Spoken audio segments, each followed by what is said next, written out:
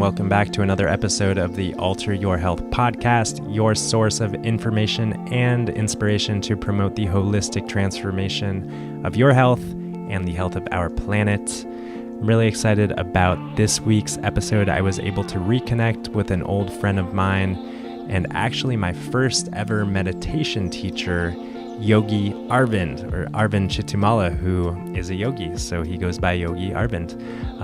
Arvind still teaches meditation, all different kind of philosophies around meditation, as well as yoga, and he also calls himself a yoga entrepreneur, which is very fitting in terms of what he has done over the course of his life.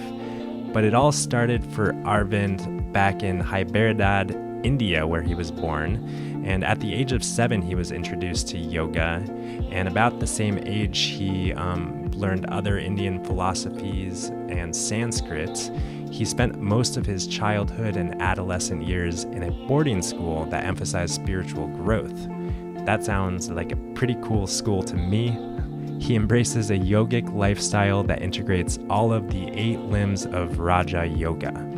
So for those of you who are unfamiliar with Raja Yoga, it's the eight limb path of yoga, and most of us are familiar with at least one of those limbs, which is the asanas, or the postures, the physical practice. But this conversation is really about the other aspects of Raja Yoga. There's the yamas, which are the restraints or the moral disciplines. There's niyamas, which are positive duties or observances. There's the asanas, the postures. There's pranayama, which are breathing techniques. There's pratyahara, which is the withdrawal of senses. Dharana, which is focused concentration. Dhyana, which is meditative absorption. And then samadhi, the final limb of the path, is bliss or enlightenment, samadhi. So to me, that really is kind of a path of health. So I was really, really eager to connect with Yogi Arvind and discuss this yogic path and how we can kind of understand it greater and integrate it into our lives and use it as kind of this framework to support our health and well-being. So that's exactly what our conversation focused on. So a few more points about Yogi Arvind. He created a documentary film called Yoga Maya in 2014, which I watched, and it really, did a great job of encompassing what yoga is, beyond asana and how we came to focus on just asana. And then there's a nonprofit organization that he created called Yoga Next. You can learn more at yoganext.org. And Yoga Next is all about educating yoga teachers and also just the general public about the broad application of yoga beyond the yoga studio. So those are just a few things that Arvind has focused his time on.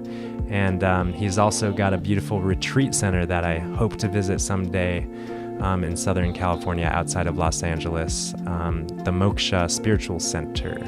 So you can learn more about Yogi Arvind and what he does by visiting his website, yogiarvind.com. That's yogiarvind.com. And without further ado, why don't we dive into the conversation? So just sit back and relax and enjoy our time with Yogi Arvind.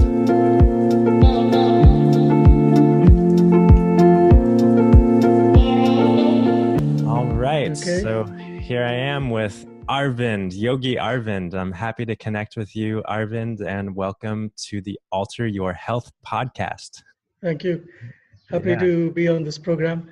Yeah. As I was just telling you, I've kind of been reflecting on the individuals in my life personally who have been kind of influential in ways to allow me to paint this holistic picture of health. And we connected, it was, I think, like 7 or 8 years ago in Los Angeles. I actually realized that I think you were like my first proper meditation teacher. Up until we met, I was just kind of dabbling with my own practice, and you were a prominent figure even though it was kind of a short, brief time that you held that role in my life. But Yeah, anyways, happy to reconnect after all these years. Yeah, likewise. Yeah. So can you tell me a little bit about how you have come into all of your roles? I know, on your website, it's that you're a spiritual teacher, an entrepreneur, an activist, a filmmaker, an author, and obviously a yogi, So how did you come into all of these roles? Well, as you said, the underlying character behind all of these other characters is being the yogi. Uh, with regards to your program, the first thing I want to say is health is a multi-dimensional concept, right? There's physical health, mental health, spiritual health, and these days, social health. Social health meaning being a good citizen of the world and having a positive change. So I think many years ago, I never could articulate it well, but it came into my consciousness that health, happiness, spirituality is, say, multi-dimensional concept. And about 15 years ago, when I was in my own spiritual journey, due to a number of events that happened in my life, I wanted to just go deeper and question, who am I? Why do I behave the way I do, or why do I say the things I say? And interestingly, one day I walked into a very well-known bookstore in my hometown, Hyderabad in South India. And right at the front, they had a shelf with all the news-selling books. And the first book I saw was Destructive Emotions by Dalai Lama. He always collaborates with many scientists in the Western world to bring an Eastern Western perspective to some of the things plaguing human consciousness, so to speak. And although it was not very religious or even spiritual, he and some of the Western scientists just started understanding what are destructive emotions and how do they even arise. And it was a very eye-opening book, after which I got more into Buddhism for many years. And when I realized Buddha was a Hindu, I went and started reading more about Hinduism. And then when I realized Hinduism is a construct that was created only 4,000 or 5,000 years ago, and before that we had other traditions, yoga, Samkhya. Then I started going more into learning about the yoga philosophy and Vedanta. And ultimately, I landed at Shaivism because I felt like Shaivism was much older than yoga and Samkhya and all these other philosophies. So that was a short summary of 15 years of journey as to how I landed being in the yoga world. And see, the way I see yoga, you must have noticed a little bit in the movie, it is a science, or if you want to call it an art, of self-realization and self-manifestation. Self-realization is about understanding our true nature, or if you want to call it our highest potential, or our God-given potential, let's say. That's the realization part. And the manifestation is trying to live that realization on a daily basis. It takes years and years for us to even come to the place of realization. But manifestation begins when realization ends. And the real spiritual journey, I think, actually begins at that moment, because now we are internalizing or externalizing everything that we have come to realize. That is, if you do come to a realization of our true self. Now, yoga is again a multi-dimensional approach. There is a physical component to yoga, there's a mental component, there's a philosophical component, and spiritual component. So, of different yogic lineages, traditions, I have always aligned more with Raja Yoga because this is one of the lineages, so to speak, which emphasizes on all these things. So, we talk about Raja Yoga as an eight-stepped path, right? It's Mhm. also called Ashtanga Yoga. Ashta means eight, Anga means limbs, eight limbs. Mhm. And the entire construct of Raja Yoga is based on the foundation of yamas and niyamas, that is, morals and disciplines. On top of that, you have the physical practices, Mhm. and then you have the mental practices. Mhm. So, I embrace this practice because I always felt it's a very overarching framework that addresses us different aspects of our world. Mhm. Yeah, I can really appreciate how you kind of, it sounds like in your own discovery, you kind of went deeper and deeper trying to find like the source. And it sounds like in your search or in your exploration, it kind of boils down to some of these to yoga is has been like a really solid thread through so many of these old ancient traditions. So you kind of just have invested yourself in understanding that. And I wanted to definitely talk about the film that you made a little bit. The theme that I get from it is obviously that yoga is much more than what we see and experience and feel for the most part in our world today. With yoga studio, I'm in Portland, Oregon, and I think there's a yoga studio every block. And there are places for asana.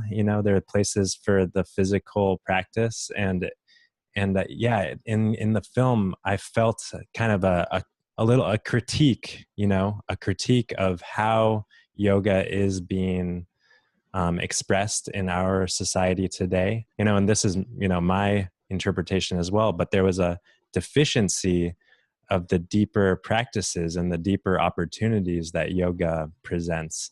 And the question that arose with me is how did that happen? Yoga being such a deep, eight-limbed, multi-dimensional path, how did it become viewed in such a physical way in our world today?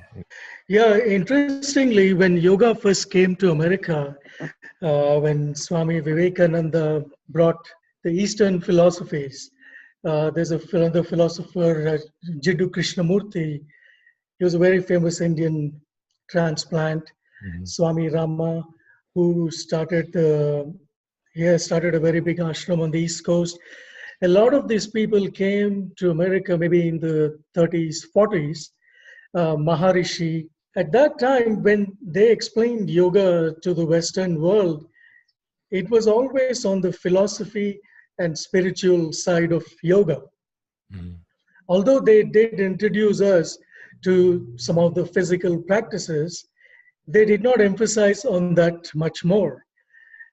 Based on my understanding, if you go back to maybe about 30, 35 years ago, when the later yoga, asana based yoga teachers like Iyengar, Patabi Joyce, uh, Krishnamacharya, although some of them didn't come to America, but some of them still came here, they started focusing more on the asana aspects.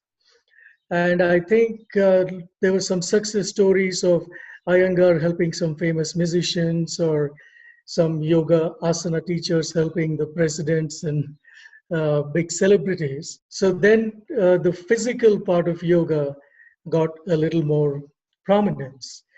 And, Hollywood has a way of throwing light on some things for good or bad, you can say. Mm-hmm. But over the last 30 years, what happened? There was so much more emphasis, more visibility on the physical aspects of yoga. And obviously, as a yogi, the first thing people can see is your physical state of mind, right? They can only see the inside of you much, much later as they come to know you more. So I think that has probably helped a lot in the physical activity have getting a little more prominence. Yeah. And there's nothing wrong with it. It's just that at some point, people just stopped focusing on the other limbs of yoga. And there are multiple reasons for it. One is the level of consciousness among individuals. See, when I have lived in America, Europe, and India, I lived and I studied in 3 continents. And I observe a lot of things as an immigrant. One thing I've realized is no matter where you go in the world, maybe 95% of the people are religious or atheist. Not even 5% are spiritual. My definition of spiritual being transcending religion, transcending our attachment to a God that you have grown up with, transcending the customs, rituals, traditions of a God. And it's interesting, I've observed this in India, in Europe, and in here. So I guess the evolution of consciousness, it happens only in certain individuals. Maybe we are called to it, or sometimes situation puts us in that place where we are thinking from a very different place of mind. So if you look at yoga, it's the same thing. If 100 people practice yoga, maybe 70, 80 people will be able to relate only to the physical aspect, and they might seek some benefits from it, and they might think that's more than enough. And then there's a smaller set of people who will think, hey, it's not just twisting and turning and physical exercise, it's also about the strength of the mind, not just the body. So those people will start exploring different states of meditation. And then you might have a much smaller percentage of people who start to think beyond themselves. They'll think, okay, I'm physically healthy, I'm mentally healthy, and I have a good spiritual practice, whatever that may be. Now what? And that's when the aspect about the oneness comes into picture. The oneness in humanity, the oneness in religions, and the oneness with all creation. Because in the Yoga Samkhya philosophy, we are all part of nature. And when you cross this physical health, mental health, spiritual health, then you start looking at the universal consciousness. What role can you play in making a positive difference? So all these are levels of yoga, but not everybody embraces everything because they are in different parts of their journey. So from that point of view, I feel there's not so much you can push. There's like a push and pull approach. Mm-hmm. The pull approach is you make everybody aware of the full potential of yoga and wait for them to come to you. And the push is sometimes telling them, hey, if you're having this problem in life, you need to do this, right? Mm-hmm. We don't have the luxury anymore for them to finally realize something. You're a health professional, you're a doctor, you're a nutritionist. If a patient comes to you with stage 3 cancer, that's no time to talk about philosophy or expecting patients to realize what they need to do. That's a time for you to make a very strong recommendation and say, you're not a healthy person, or you're not even at stage 1 cancer, you're at stage 3. You have to do this. Mm-hmm. Versus when somebody, let's say there's just an onset of the disease, the way you manage a disease then is different than when you manage it when it's at a late stage. I'm just giving cancer as an example, right? Yeah. So if a person comes with stage 3 cancer, you don't tell them to drink chamomile tea. You might ask them to go and take a therapeutic grade of cannabis to heal that cancer. Mm-hmm. So that's the difference, what I see today. And sometimes people say, well, why are you trying to push your agenda on the society? And my question is, the dose of the medicine is directly proportional to the degree of the disease somebody is suffering from. So the disease I see people are suffering from is not even physical, lack of morals and ethics and responsibility. Yeah, the first two limbs of yoga, the first two limbs of Raja Yoga are the morals and the disciplines. I just think that we find ourselves in such an interesting point historically in society where there's, this waking up happening and people are kind of connecting to the oneness and to the depth that's available to connect to in this life. And then, there's people who are still in slumber and not yet opening their eyes. And these, we can observe this in the world by looking at all of the disparities and all of the violence and all of these things that are very well,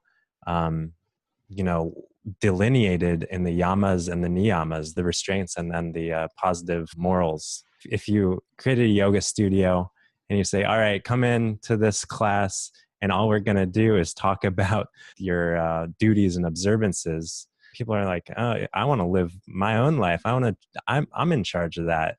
But, we live in this kind of, like you were saying, everyone relates to one another on this kind of physical, quote unquote, superficial level. The timeline of quote unquote waking up to deeper levels of our existence, it happens, it's happening for all of us, but on different time frames. And I love the push-pull metaphor. And that really speaks to me because maybe I tend to be sometimes more of a pushy person, like do this kind of energy. But I love the vision and the metaphor of just kind of creating space. And what came to me is almost like a vacuum. You create space and then people are sucked in by their own opening up. So if you could summarize, what you see, I mean, we kind of already been, writing this thread, but what you see as the real purpose and opportunity with yoga in our world today. Oh, there's a lot we can do. First of all, constant reminder to our communities that yoga is much more than asana, the physical practice. While not putting it down, ultimately we need a healthy body. This is a laboratory, right, for spiritual growth, for manifesting all the good things we want to. So we definitely don't want to neglect the physical body while encouraging people to be physically active through asana or other physical practice. Also tell them that a strong body without a strong mind is just an empty body, right? I always give this example of a smartphone. Why is it called a smartphone? Because it's not just pretty outside. There's a lot of software inside that makes your life easy. Why is Apple iPhone the way it is? It's not just a good looking phone. So we need to be smart individuals, not just with the physical body, but also have a healthy mind as well. Because only then we can really function as a healthy, harmonious being outside, right? Uh, and also the third element, it's a number of things, but I group them into one is accountability. Even if you don't do any of these physical, mental, spiritual practices, if you are a responsible, accountable being who is always looking at the results of their action, there's a very good chance your negative actions will reduce automatically. Action is thought, word, and deed. So the most difficult thing to control is our thoughts. Be aware of the kind of thoughts that are processing in your mind because you become your thoughts. Speech and then actions. As a yoga teacher, I always tell people to think about these three things: physical health, mental health, spiritual health, it's always good to have a spiritual practice.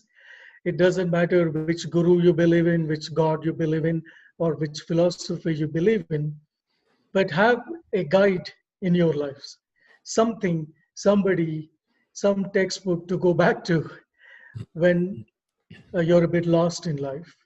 Mm-hmm. And then comes about our role in the society and uh, what we are contributing to it. Mm-hmm. Yeah, I love the iPhone metaphor. It's like we want our phones to work. Yeah, what good is your iPhone if it doesn't have a Wi-Fi connection these days or something like that? So I know this is like a huge question, but as you see it, what's the way to really kind of cleanse and heal the mind of maybe the collective mind of the world today? Because I believe that what we experience in our world is kind of the sum total of the massive collective mind. And, Mhm. all of these kind of negative thought patterns and negative beliefs that we have on individual levels that we're all kind of working in our own right.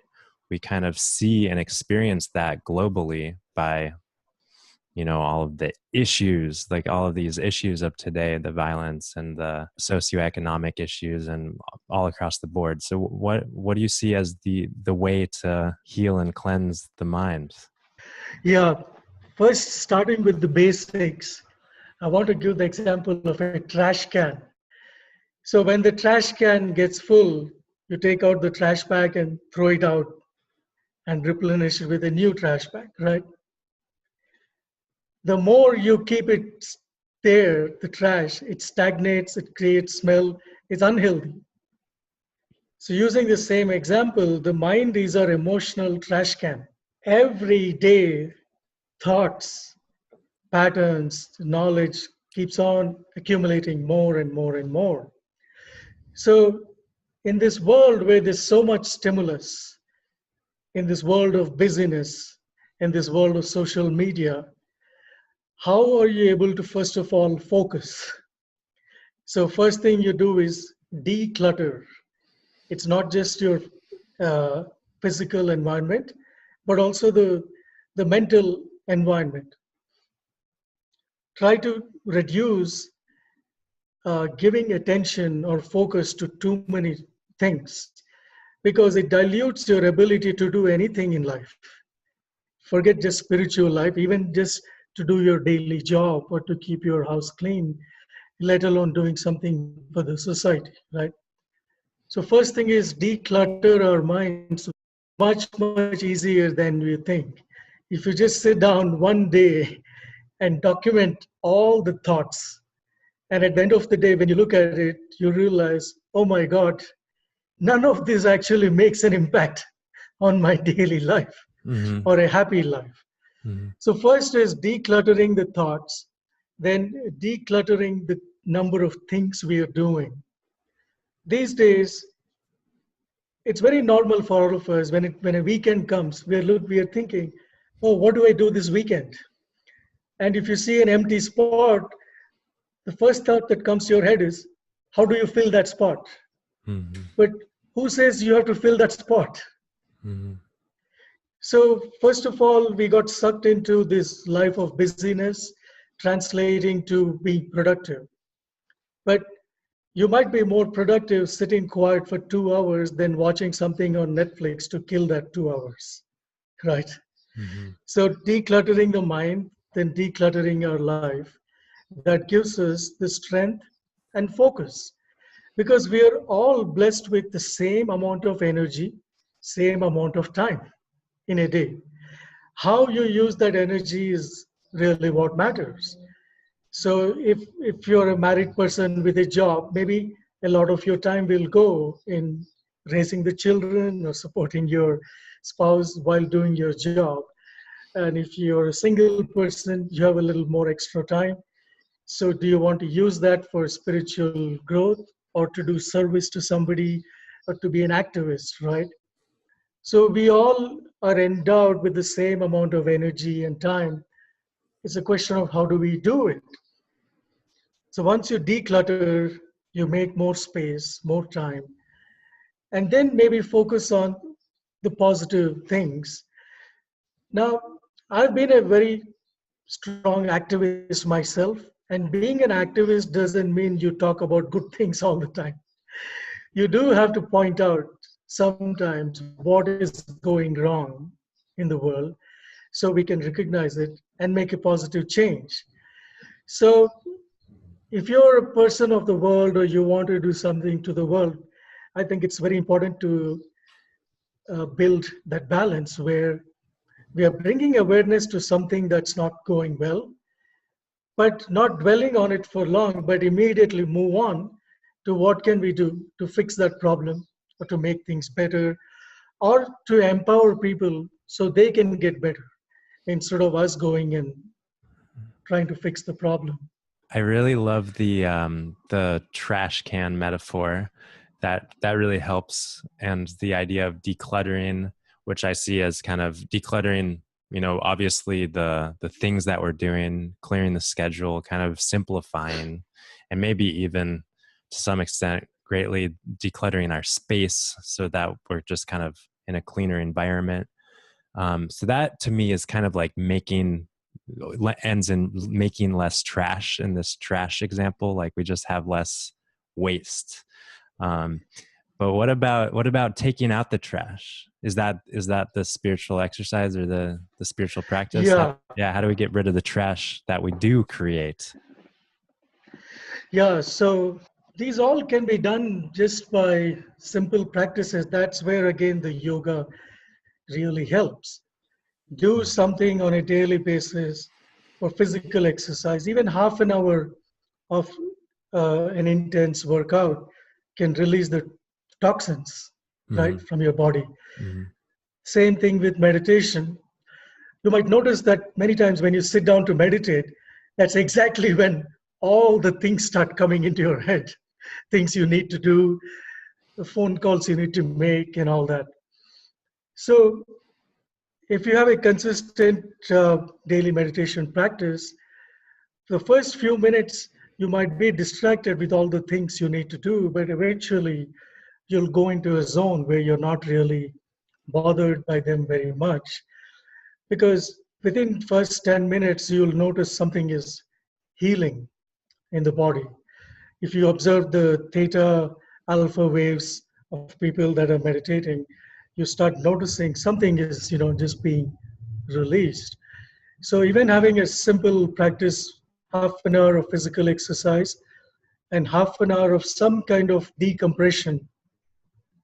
I use meditation. Some people sometimes I do japa, chanting mantras. I do it even in the most unexpected times. Most of the time I'm chanting when I'm driving. In LA, we spend so much time driving. Every day in the morning, I pick a mantra for something specific to that day or a specific habit I want to cultivate. And I pick a mantra or I invoke a certain God. I have my mala and I just keep chanting and flipping the beats. Before I know, in half an hour, I finish 108 times I chant a mantra. So that really helps ground me. Mm-hmm. So something to decompress because we are bombarded with too much stimuli these days. Mm-hmm. Yeah, no, it seems really kind of simple and basic, and it to me, what I get from what you're saying is just being a little bit more mindful of what we're doing and how we're doing it can be a way to take out the trash, so to speak, and kind of like cleanse and clear.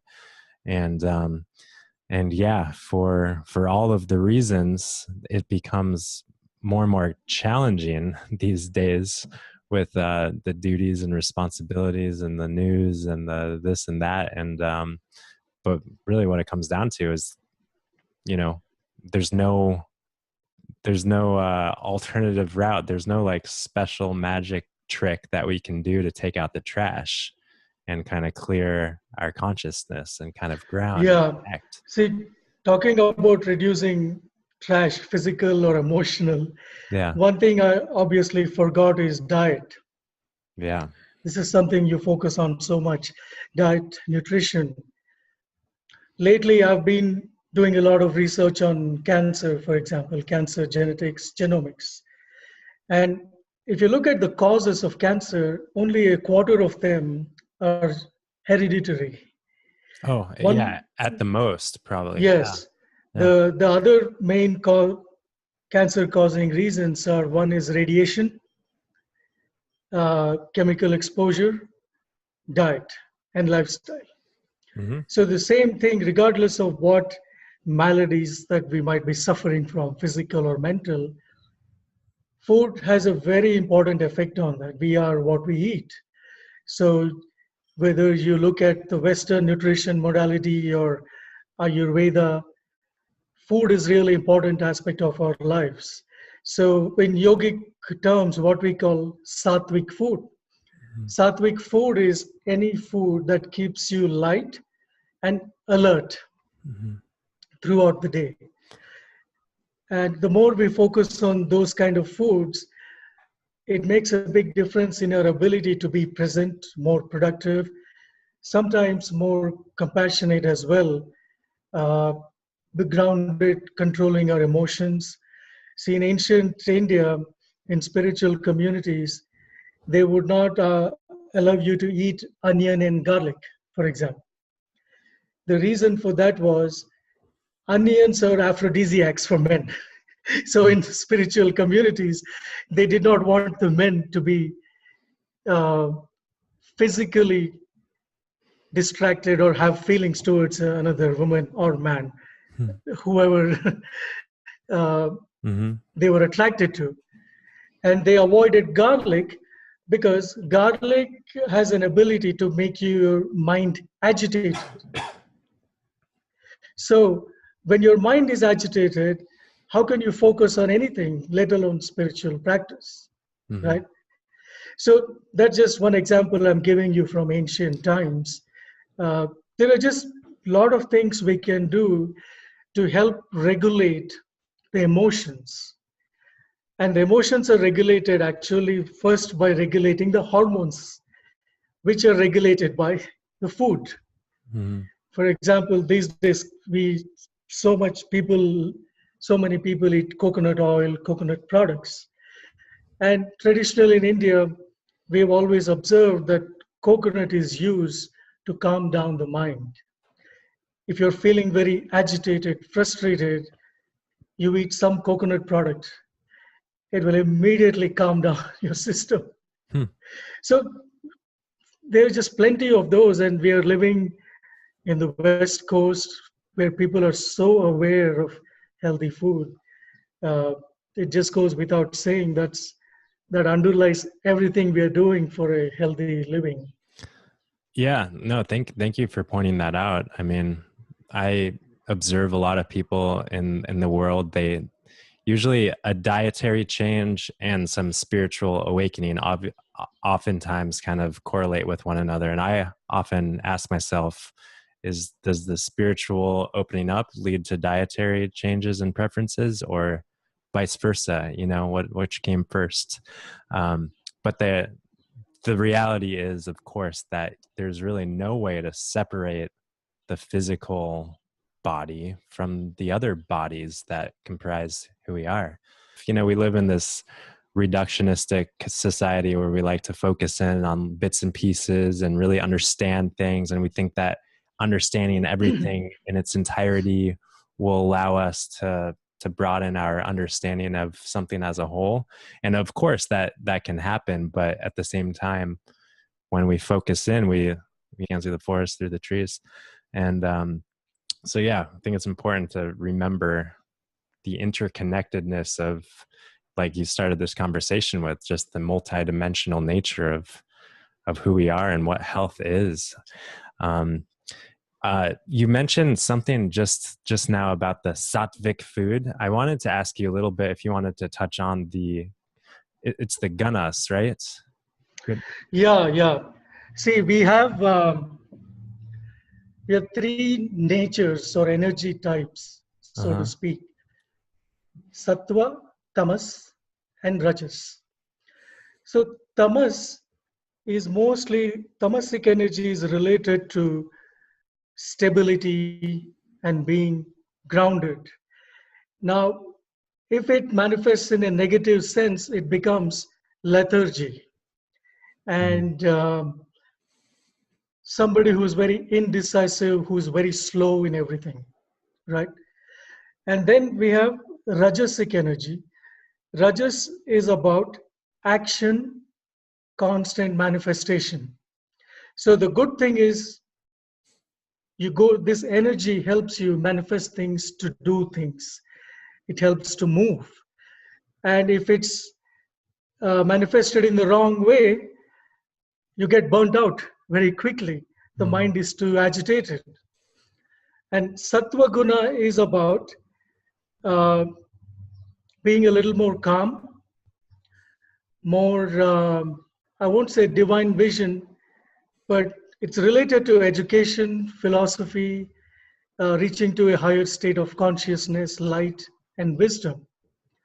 So obviously there are good things with it, but if it goes the wrong way, you might not have a realistic picture of life where you get totally lost, what we call being spacey or in the air. So it's important to have a balance of these three gunas. So tamasic energy helps you be more grounded and stable. There are times when you absolutely need stability. And rajas energy is movement. There are times when you have to move. The mind, the body has to move to manifest something. And there are times when you have to slow down to contemplate on the results of your actions, connectivity with nature, connectivity with people. So the beauty of yoga is it has three different techniques to balance all these things. If you have a tamasic energy, a lot of lethargy, you do more asana. It balances that lethargy. If you have a lot of rajas, if your mind is very distracted, pranayam really helps. Sometimes some breathing techniques are as powerful or as asana itself, right? You do some heavy duty like Kapalabhati, rapid breath of fire. It really calms the nerves. And then if your sattva quality is in imbalance, then you meditate. And that's when you're going to a higher state of consciousness. You feel more connected when you meditate with everything around you. You're listening more. Meditation is about listening, really. Yeah. So this balance is extremely important. And I always feel that if yoga teachers understand this concept and explain this constantly in their class, they don't need to market meditation or breath work or anything anymore. The students, they'll know that today they're in a certain frame of mind. And after telling them a few times, it automatically comes to them, oh, today might be a good time to do more breath work. Today may be a good time to do some meditation. And that is one of the challenge of the yoga education today. Many yoga teachers themselves don't understand these things. And the people who know it don't always make an effort to educate their students. Yeah. So in the absence of yoga teachers, as a yogi, if you and I do our part, hopefully, it'll make a difference. Back to kind of the beginning of this conversation is that all of these, the pranayama, the meditation, and the asana, it's all yoga. Of course, it's all yoga. We know that very well. And sometimes it's, there will be articles and research that says, oh, yoga is beneficial for this or that, this or that condition, whether it's depression or whether it's high blood pressure or what have you.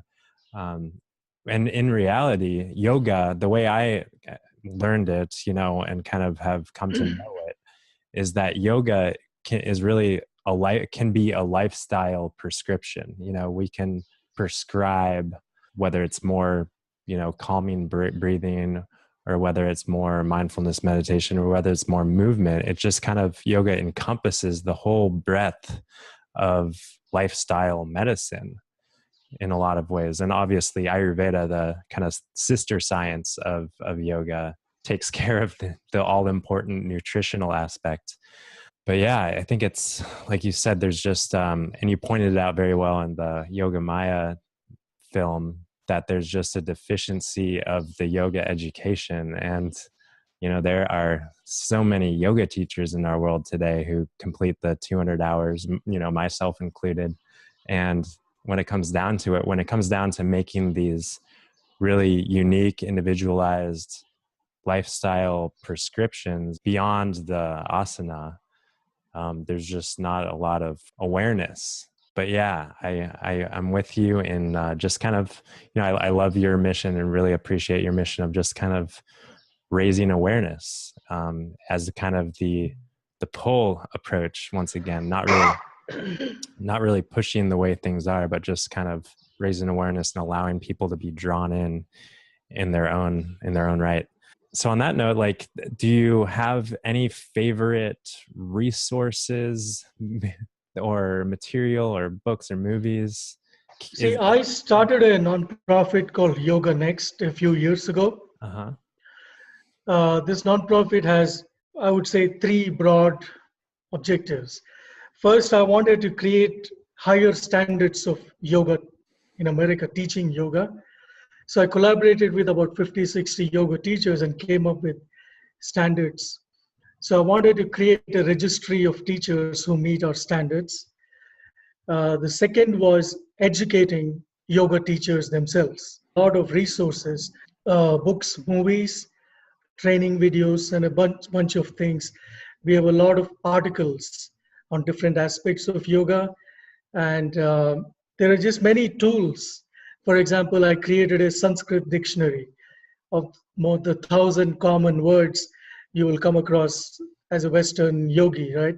So we made a Sanskrit dictionary. We wrote a bunch of articles, links to a lot of books, and links to a lot of other organizations which I think teach the comprehensive way of yoga, that's Raja Yoga.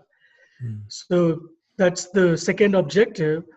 And the third objective of Yoga Next is advocacy.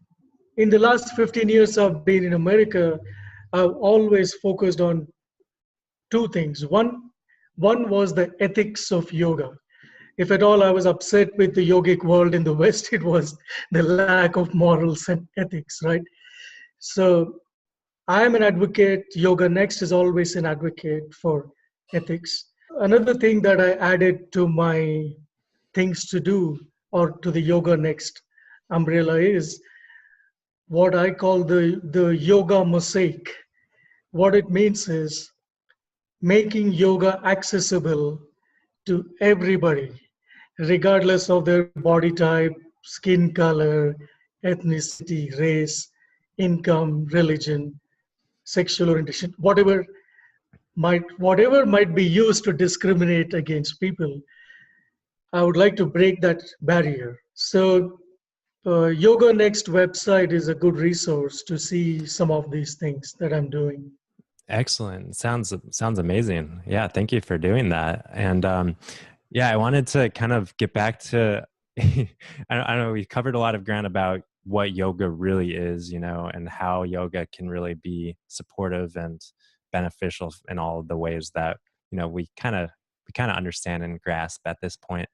I want to get back to a little bit more about you, Arvind, like specifically, we could obviously spend another hour here, which we don't need to, but just your entrepreneurial activities and what else is going on? Well, that's been a journey. About 10 years ago, I started yoga studios. I had 2 studios. And at one point, it was becoming too much to manage because I have a day job. I'm a technology and science project manager. I have a 9-to-5 job. On the weekends, I used to manage the studios. When it became a little too much to manage, I closed them and then I started the festivals, Moksha Festival. I did the festivals for 4 years. I had to take a break for personal reasons. I had a lot of health issues. But I intend to revive Moksha Festival again next year. Then I made the movie Yoga Maya. My fourth initiative is the retreat center. Right now, I'm speaking from Moksha Spiritual Center. This is a retreat center in a small mountain town called Fraser Park. It is about 70 miles north of LA. So if you're driving south on the I-5, you will see an exit to Fraser Park, Lebec, Fraser Park. This is it's a small mountain town, very peaceful energy. 2 years ago, I was looking for a place where I can open a retreat center, where I can lead my own retreats and also rent it to other teachers. So I was looking for a place within 90-minute drive from LA and which has a lot of nature, and I finally landed here. Cool. So right now, a lot of my teaching or entrepreneurial activities are limited to just this retreat center. Every Friday evening, I do a meditation class, meditation breathwork class for the community here. It's a donation-based class.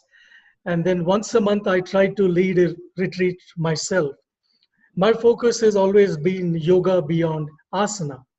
So my retreats are primarily meditation. Sometimes it's silent meditation retreats or meditation where I offer instruction. Sometimes it's about just a general introduction to yoga beyond asana.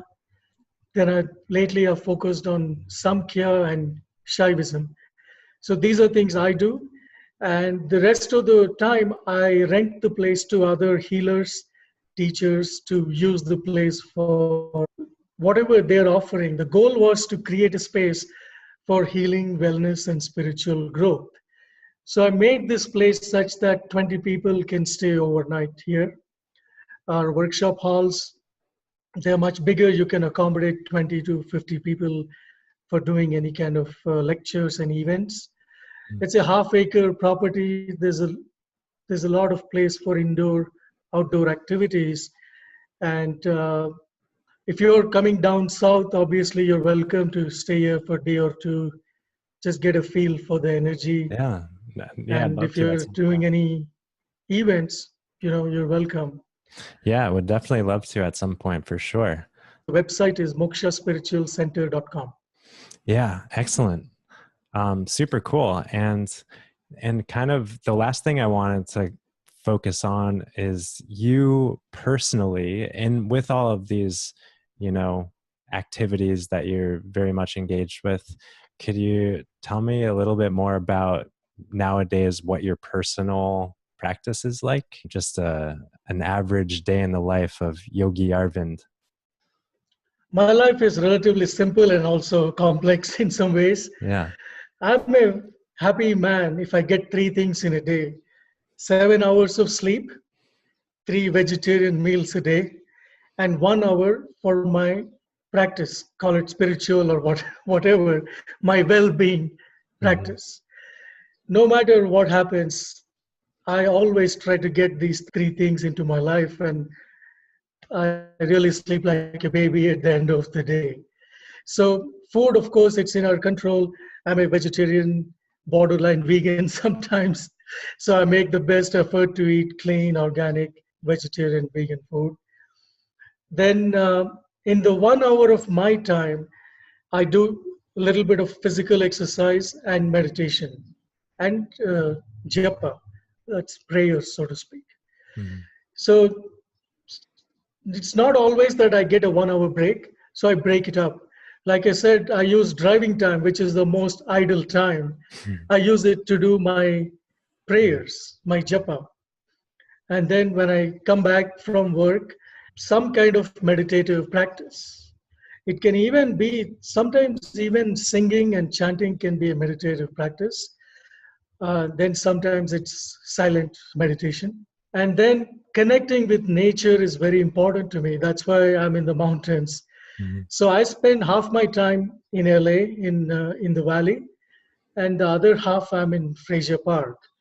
You can't see through this video screen, but on all 4 directions are mountains.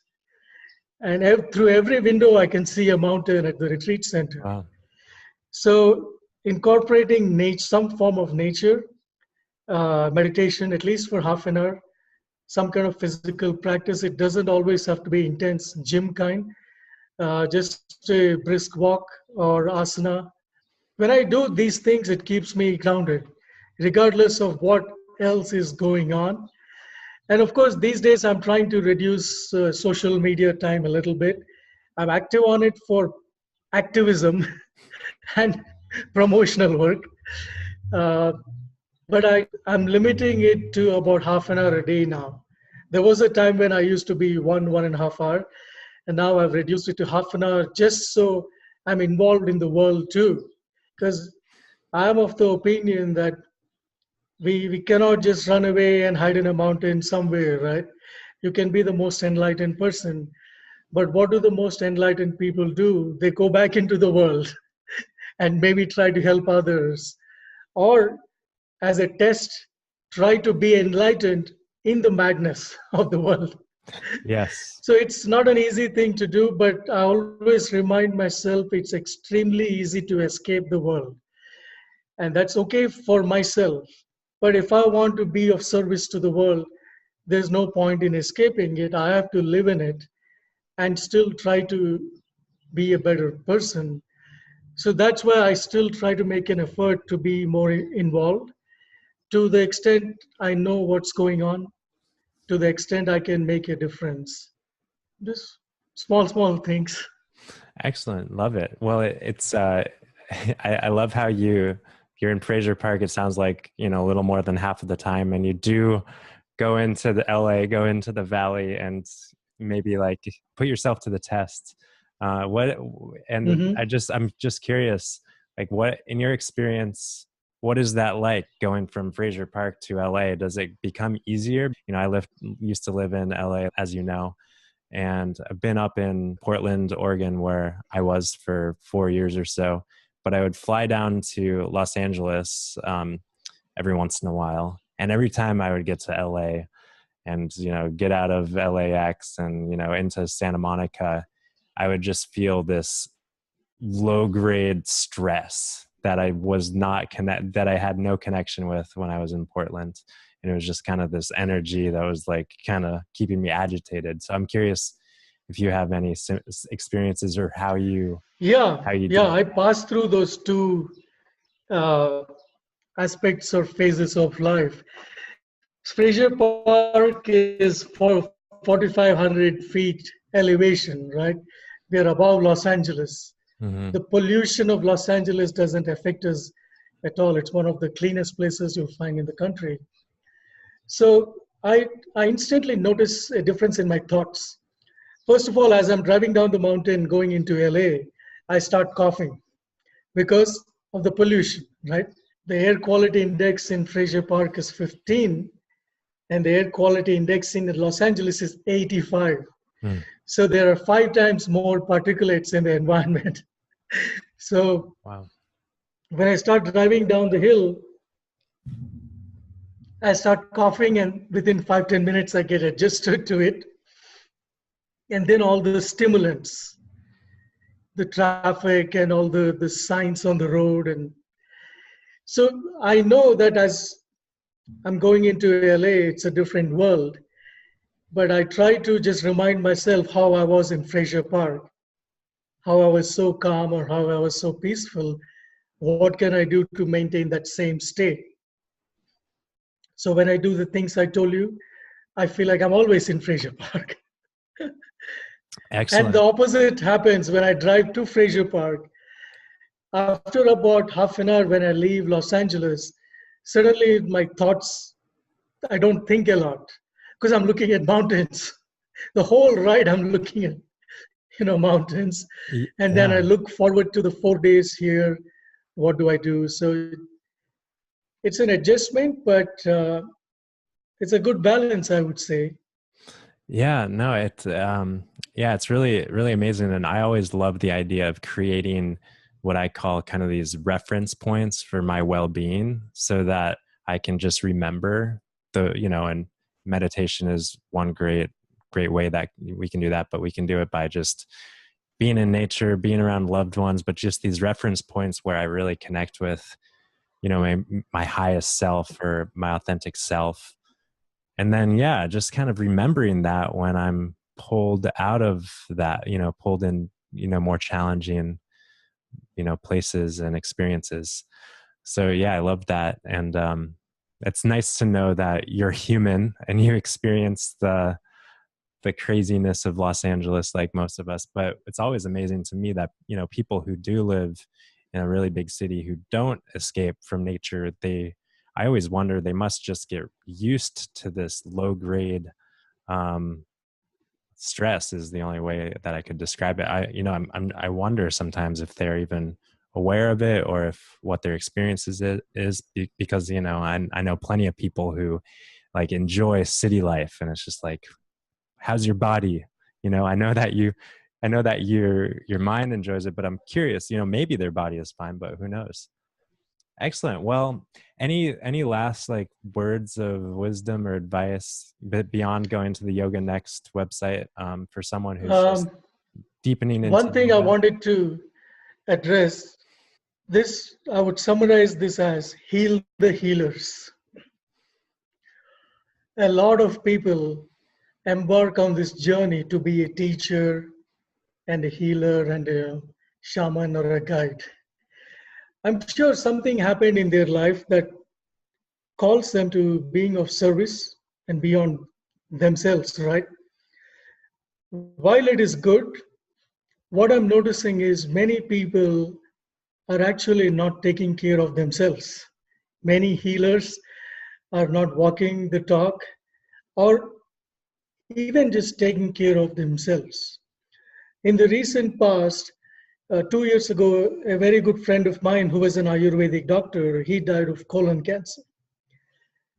In the last 1 year, 5 of my friends have been diagnosed with cancer. Shocking thing is all of them are yogis. Majority are yoga teachers. They're yogis, living an extremely healthy life, no smoking, no alcohol, vegetarians, right?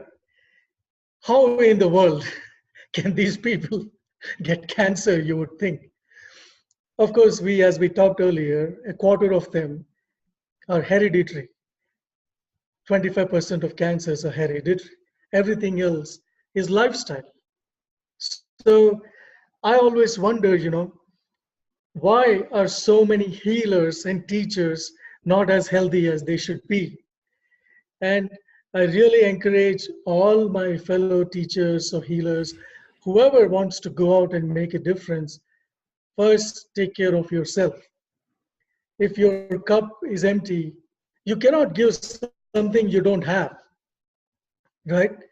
So if you don't have full health, mental, physical, spiritual, what are you trying to give to others? And if what you're giving others is depriving you of the same, then you're not walking the talk. Yeah. So these days we use the word self-love. Call it self-love, self-care, whatever. But first try to be a full being, spiritually, emotionally, mentally, physically, before giving to others. Because if we do that, what happens? One, you're hurting yourself. And second, you might actually hurt somebody by giving them half knowledge, half wisdom. And honestly, most people get on this journey with a very good intention. And that's very commendable. But somewhere down the line, we almost become like martyrs, thinking that we are going to get some karma points in some universe if we sacrifice. Mm-hmm. No, we have to first take care of ourselves. And just realizing how many healers are falling sick. At least 3 people that I know committed suicide in the last 2 years. And this is not some celebrity committing a suicide which wakes you up. These are the people I know. Mm-hmm. And maybe in my case, I know so many because I know so many people. But it's very sad to know that somebody who has put so much time and energy in becoming a healer or teacher is dying of a disease that they could have caught 5 years ago, right? Mm-hmm. So I felt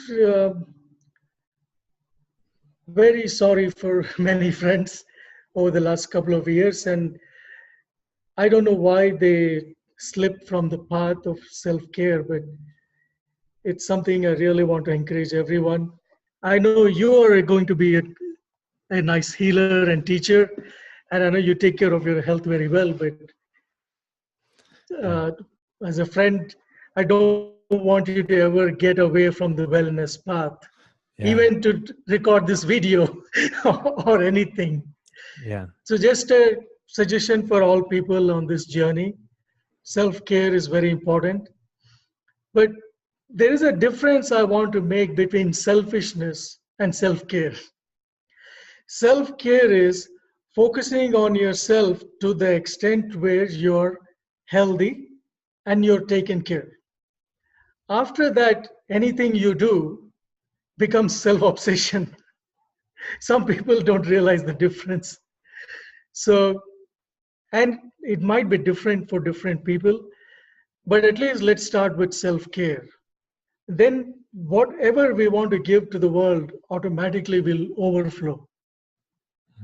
And the people around us can benefit from that overflow of what we intend to do, right? Whether it's wisdom or awareness of health, social values, moral values. So just be an embodiment of what we want to do, and eventually things will overflow once we are full.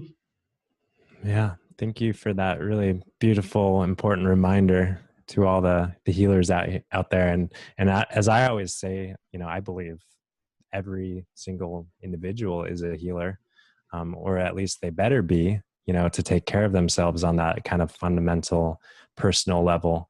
But especially when it comes to the people who are quote unquote, like, the healers or caregivers for more people, it can be very demanding, and it can be, pulling us off of what's most important at times and caring for ourselves. So that's a really great reminder. And I also wonder about the people who take care of themselves so well and do all of the things and eat all of the foods and the herbs and still get sick. And it's just a testament to the mystery of this life and the minuscule amount that we know about how things work. And just, it just always comes to the point of just ultimately surrendering to what is, and, just acceptance, and just meeting it with as much, compassion and acceptance, while also, being an activist, right? Like, like you're so wonderful at. Well, Arvind, it's been truly a pleasure, and I appreciate your sharing all of your experience, your wisdom, and everything with us today. It's been wonderful to reconnect, and very grateful for you and what you're doing in this world. Likewise, buddy. I'm so happy to see you after all these years. I hope to connect with you again soon. Yeah. And whatever your journey is, if I can be part of it, let me know. You're part of it right now. I'll do my best to, help you. Yeah, you're part of it, and have been, and will continue to be, and I'm grateful for that. So thank you, Arvind, and peace and love. And until next time. All right. Take care. God bless you.